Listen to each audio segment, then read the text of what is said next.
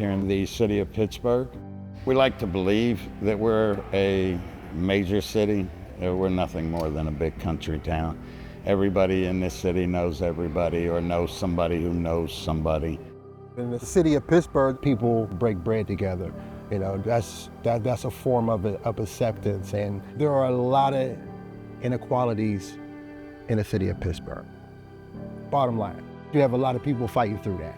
Because of the legacy of how data and technology has been developed and used, it has deeply racist origins and deeply harmful origins to communities of color. The ways that data continues to capture and reflect people, unfortunately, reflects that legacy.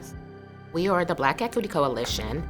Our focus is on neighborhoods that may have been disinvested over time or gentrified or, lots of things, particularly Black neighborhoods. For us, I think data is more than just numbers. It's actually people. It's about what the actual data can do for improving a community. We're at a time today where facts don't seem to be facts anymore. We have grown accustomed to trusting our elected officials and other folks to really represent our interests. Unfortunately, that happens inconsistently.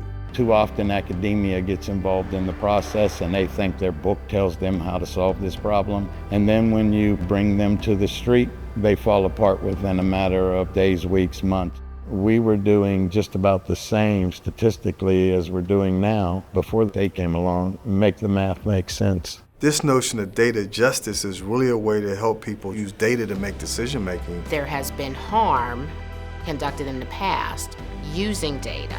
We really want to make sure that those who have been most impacted by the data are able to participate in the process.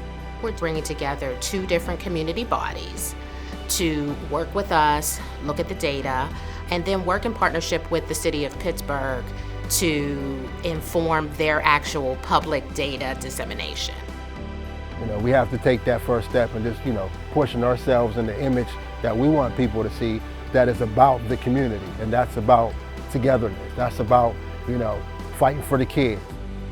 Just at its simplest form, it is bringing people who are impacted by the data and people whose lived experience can help inform how that data is collected and disseminated.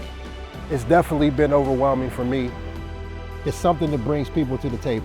You can have positive conversation, positive action off that breaking bread, but it has to be good food, in my opinion. Decisions around data are decisions that are actually policy, and those decisions should be made with input from the folks who are impacted by them. We want to be building on relationships and also, looking to the leadership of folks who've been working in neighborhoods. We interact with the people here in this building. We have meetings with them and talk about things that the neighborhood may want, need. We learn, we sit and talk about them and make decisions the community is okay with it, or if the community won't be okay with it. Since I've been in the Hill District, residents have been informed, and they also have meetings about it, which make them feel like they're a part of the process.